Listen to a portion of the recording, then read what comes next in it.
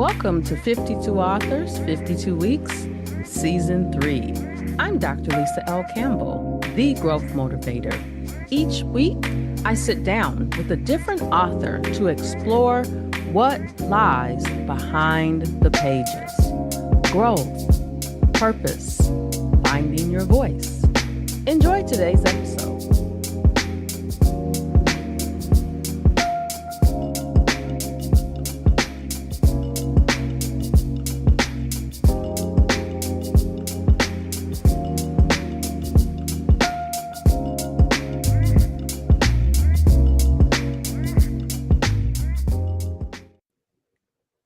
Hello, everyone. Welcome back to another amazing episode of 52 Authors, 52 Weeks with me, your host, Dr. Lisa L. Campbell. And today, class is in session.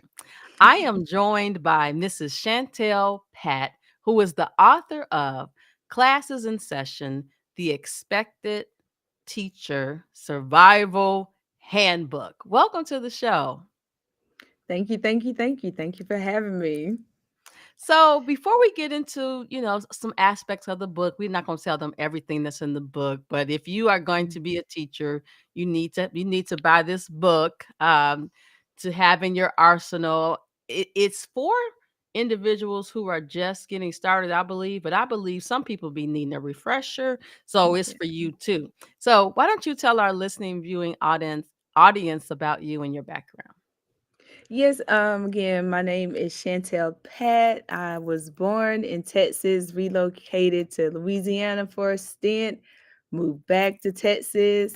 I'm married. I have 5 children, 3 girls, 2 daughters, 3 daughters, twin sons who are freshmen in high school that keep us very busy. I've been a classroom teacher for going on 17 years, currently teaching second grade. The book was birthed out of things that I wish I would have had when I was a first year teacher, which is how Classes in Session came about. I am currently working on my second novel that is really good. It is The Chaos in the Classroom. So, because if you've been teaching as long as I have, or if you've seen the current trends of education, it is at the present moment just a little bit chaotic.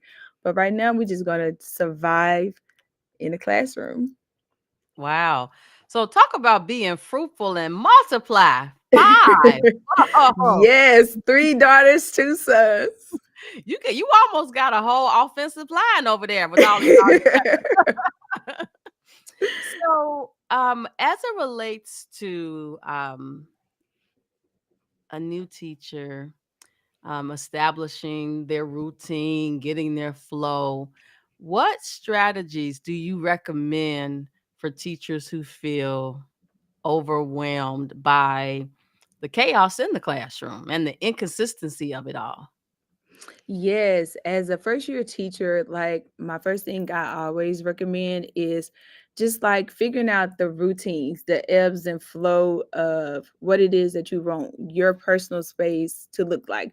Personal space meaning your classroom, because you spend majority of your time in this room, so you wanted it to be something that you feel comfortable with.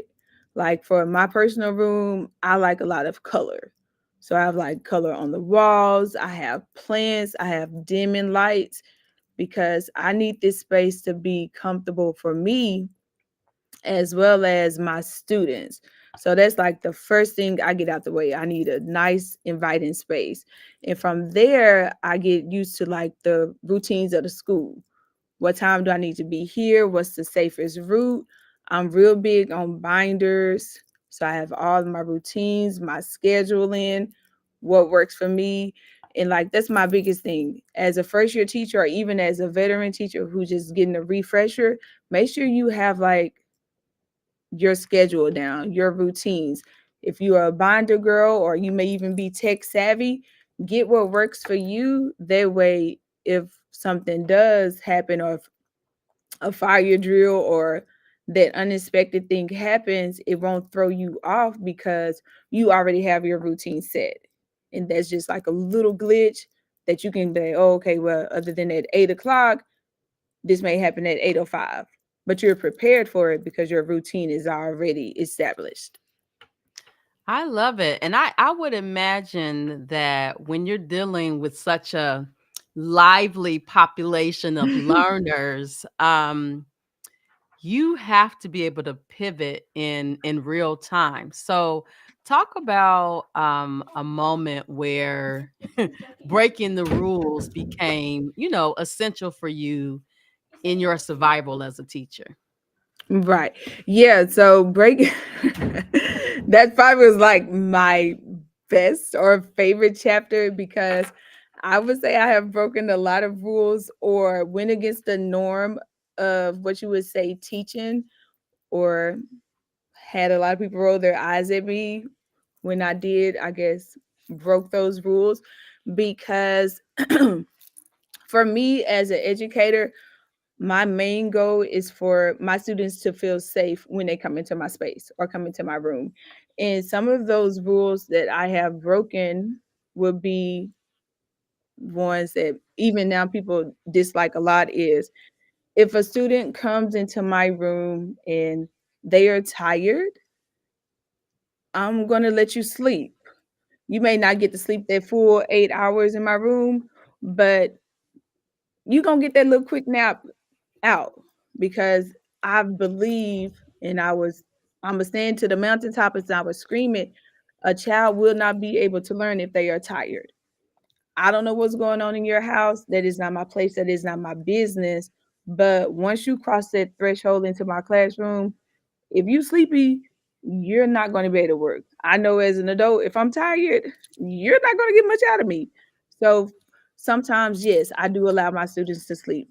If a child is hungry, I'm going to feed you. So it's some rules that people frown on. Oh, you're not supposed to do that. Well, in my classroom, I do it because it's just some things that you can't learn, you cannot function if those needs are not met. And so those are the rules that I do break, and I continue to break them. Or even when I know in some schools the policy is, oh well, the kid can't have their jacket on. We have a heater. Well, sometimes the heater does not work. How dare I say, no, you can't wear your jacket, but here I am all nice and comfy in mine. Baby, put that jacket on. It's cold in here. As long as you don't have your face covered, I don't care. You're still doing my work. That's all I care about. So those are like just a few of the rules that I do bend and break because once you cross into this room, you're mine until I dismiss you to your parent or guardian. And I need you safe. I need you to learn. And you can't learn if you're cold, you're hungry, or you're tired. So those, like I said, I scream to the top and I'm gonna fight for that to the end. You know So what? I love that because a couple of reasons. Number one, a lot of adults don't feel psychologically safe at work. And what you're doing is really creating an environment where they feel safe.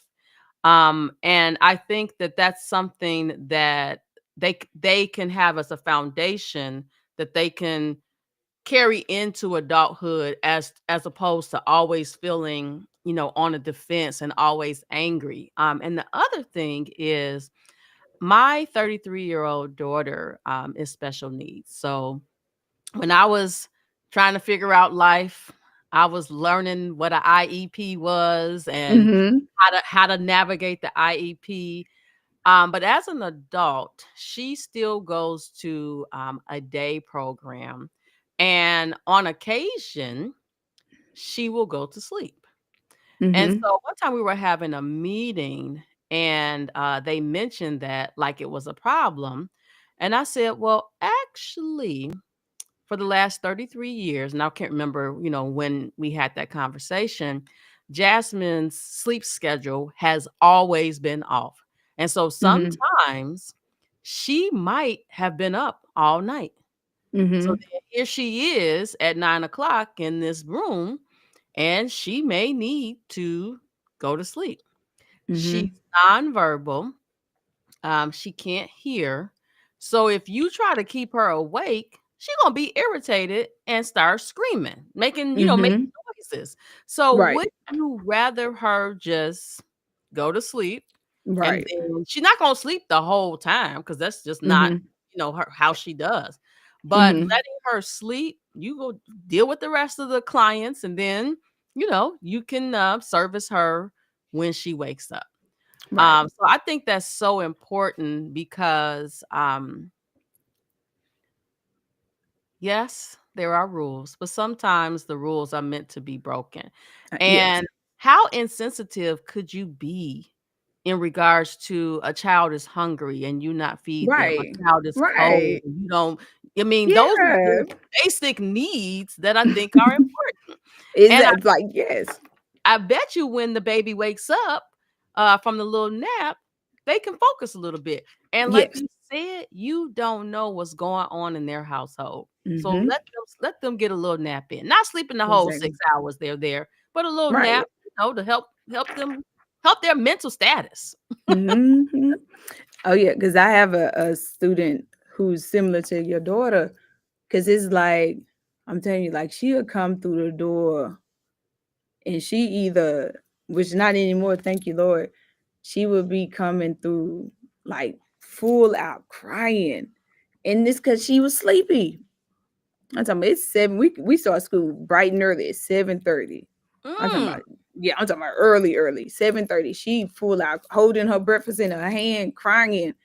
And like every day she would come in, I got a little calming corner.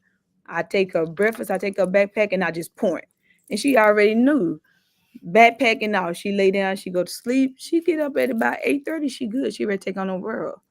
And it got to the point like the principal would come in and try to wake up. I said, no, no, leave her alone. And they had pulled me to the side. It's like, why you don't let me wake her up? I said, because I have to stay in this room with her all day. And the moment you wake her up, I have to deal with the aftermath of that. Not you. I do. So she is going to get that nap out. And when she wake up, everybody's going to have a great day. But if you wake her up, you might as well wake her up and you take her with you. Because you're not going to leave her in here with that. No. And then I was like, oh, okay, cool. Exactly. Leave her alone. She's fine. She's fine. I'm fine. Everybody's happy. You have a great day. Goodbye. Look, go on and get in No, somebody else's business. thank you. Go on. Goodbye. Goodbye. But yeah, So no. Mm-mm. I could just imagine dealing with the different situations that you're dealing with that many new and veteran instructors struggle with self-care and mental wellness, burnout. I mean, everybody Yeah. seems to be burnout. Yeah.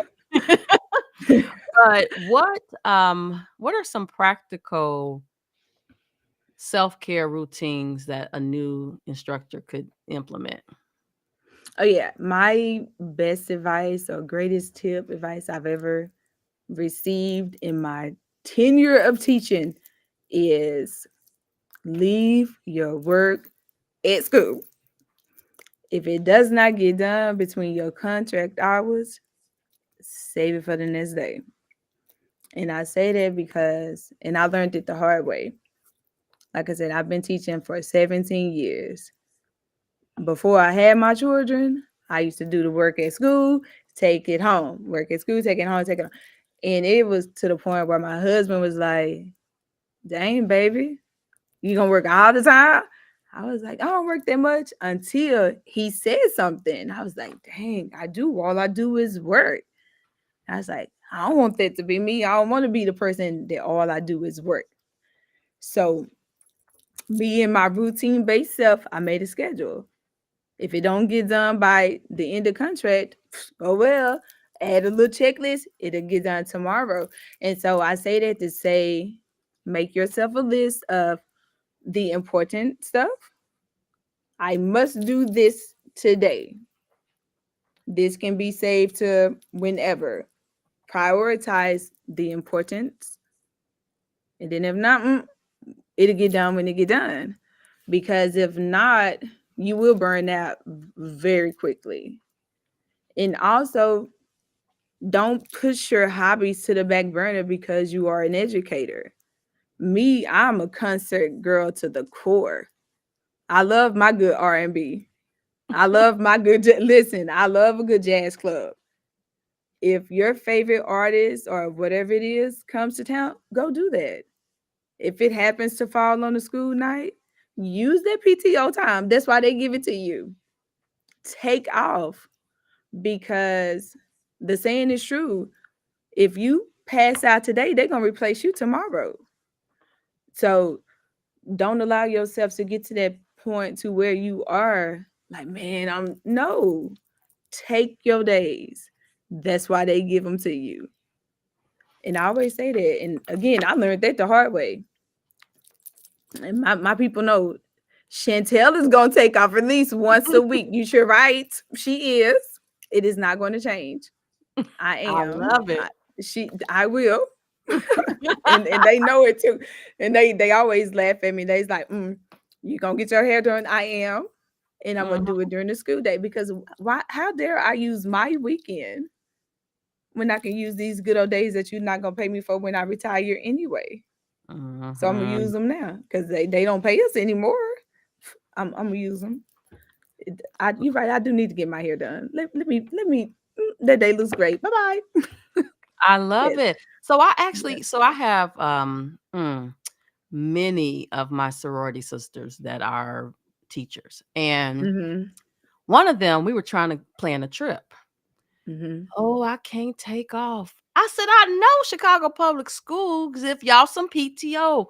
"Oh, Yes. no." I said, "We gonna leave on a Thursday night. We just need you to take Friday off." "No, Mhm.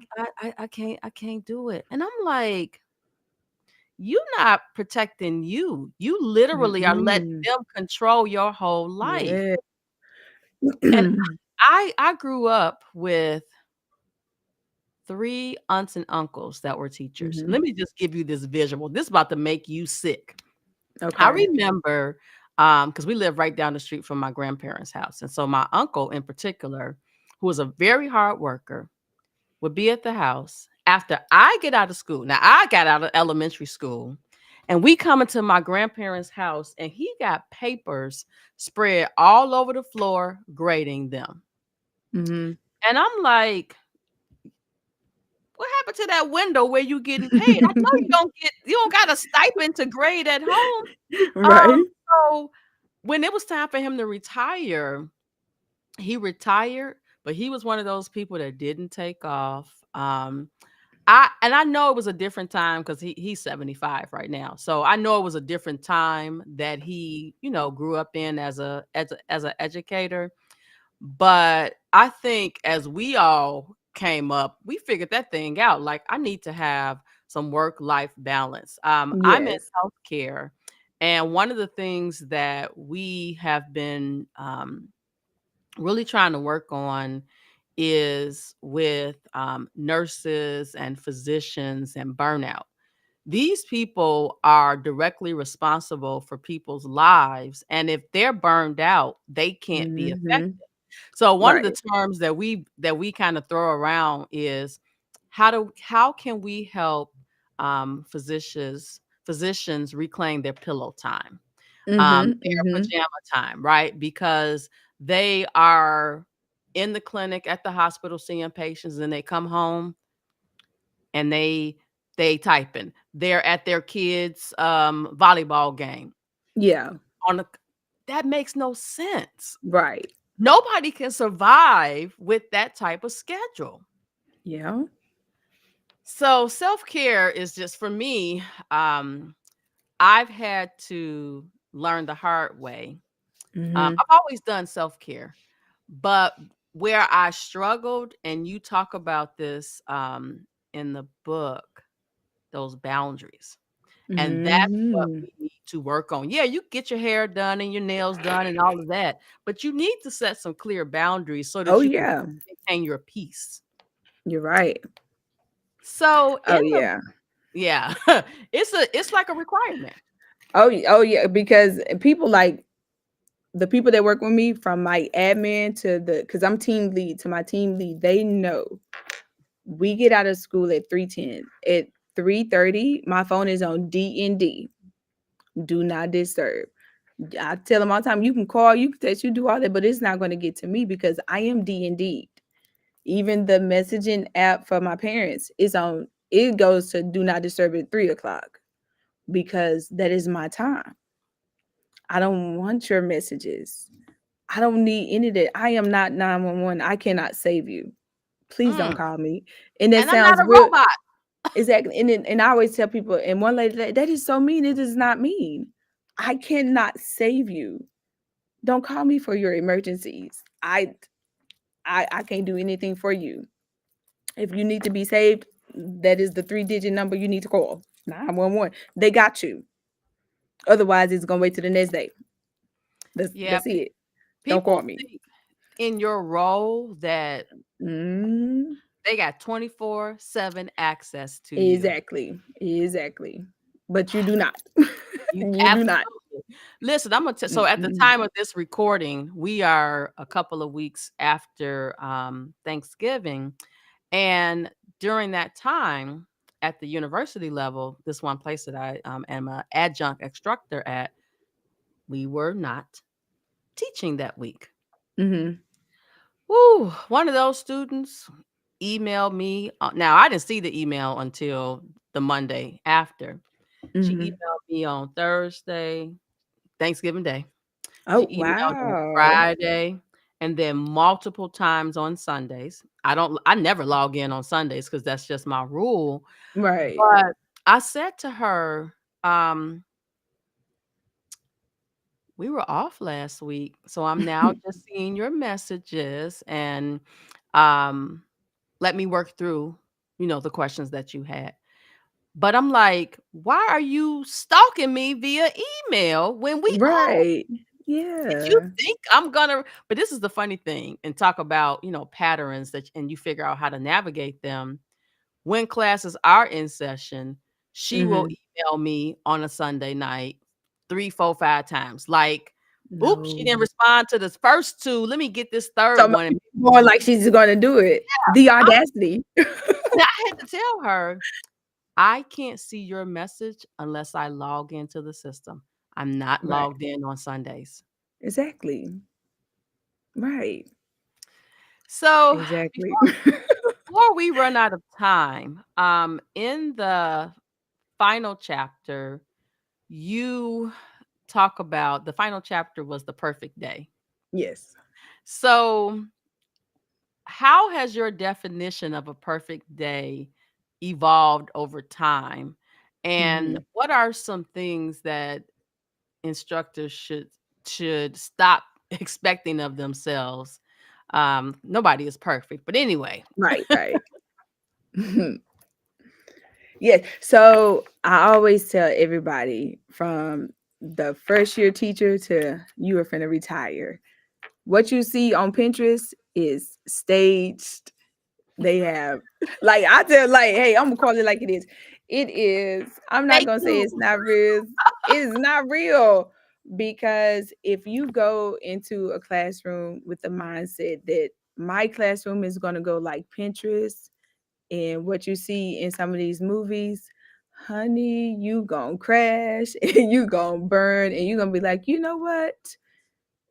That 4 years of college was not what this is. I want out. Be exactly. You are literally going to walk out within the first 10 minutes. Being in public education is real world. And some of this stuff they do not prepare you for when you are in college. Like what I have dealt with in the 17 years I've been teaching, I did not learn any of this in college. This was real world experience and I had to learn it hands on, like thrown into it. And I would tell anybody some days are not going to be great. And those lessons that you spent all those hours planning are not going to go right. And you're going to have to really teach on the fly because you're going to have to scrap it because it's not going to work. And that's where that real life experience is going to tap in. And you're going to be like, you know what?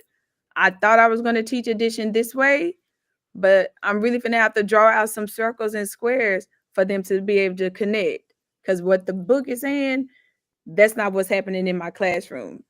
these are two different types of kids. These are affluent kids.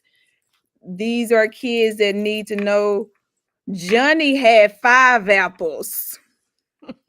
And so, it's different type of kids. Is that and sometimes you do have to be like, okay, let's hold up 5. Let's count together. 1. See, so and that's what happens in real world.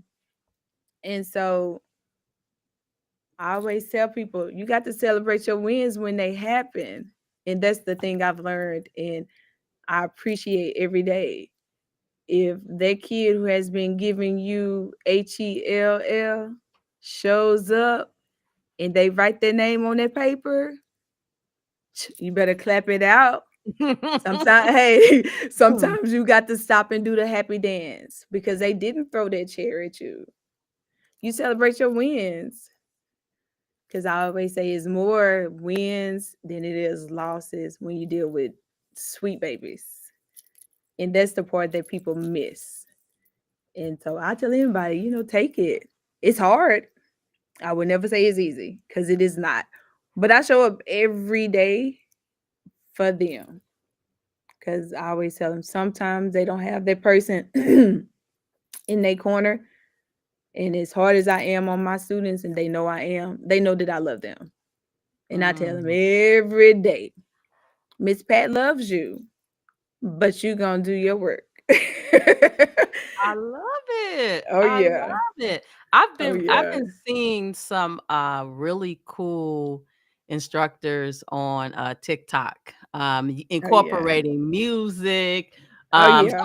sometimes I be spending too much time listening to them. Uh I got one lady, Miss D. I be watching Miss D. I don't even have no little kids. My kids are grown, but Right. Miss D, she be in that classroom telling them they ready to learn and they so excited. And I'm Oh like, you know yeah. what?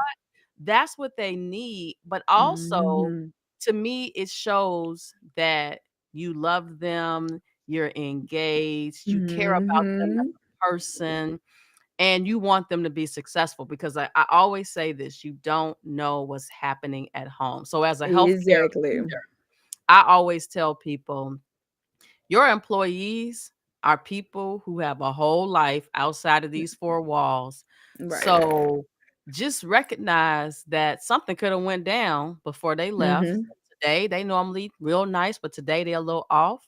Let them Mhm. have don't bother them today. You know what? Right. You had a meeting for today. Let's reschedule that to tomorrow. Mhm. You can on the fly course correct so that they Yes. can get their adjustment together and you Yes. protecting you too. Mhm. Oh yeah. So, what are some final words that you want to share with I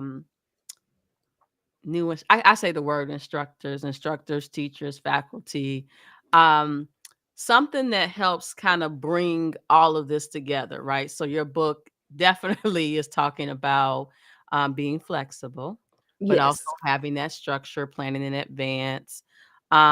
We talked about self-care, but you also are kind of redefining what those wins look like. So, Yes. how can new teachers take all of this and package it up that summer before they about to go in there for that first experience? How can they put all of this together to have that nice rhythm to get them through? Listen, the first day. Right. Yeah, yeah. So basically, like my hope is that when people read this book about his book, is that they see like the real unfiltered version of what it's like to be in a classroom. It's the hope that you find your rhythm. It gives you permission to be a human, to make mistakes because we are not perfect. Is to embrace the messiness and the love that comes with being a classroom teacher and to find the love and joy in between because some days it's great, some days it's not. But I always remember that it won't always be like that. It's always good at the end. Always good at the end. And that's like my thing. It's always the light at the end of the tunnel. It's always the light at the end of the tunnel. I love that. I was a commencement speaker for 8th grade graduation Mhm. June of 2025. And Okay. when I walked into the area where the 8th graders were, um, I was like, even though they graduating, the teachers are kinda graduating too, because 'cause they've Yeah, graduated from this group.